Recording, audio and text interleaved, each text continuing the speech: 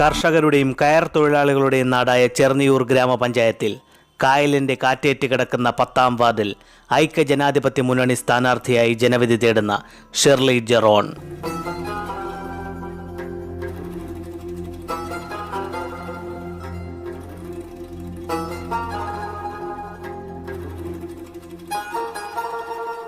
ചടുലമായ പ്രവർത്തന ശൈലിയും നയപരമായ നിലപാടുകളുമായി ജനഹൃദയങ്ങളിലേക്ക് ഇറങ്ങിയ കോൺഗ്രസ് പ്രവർത്തക.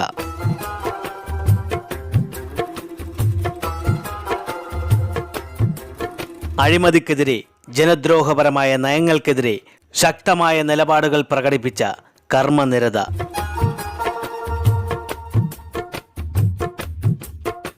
നാടിനെ അറിയുന്ന, നാട്ടുകാരെ അറിയുന്ന സഹോദരി.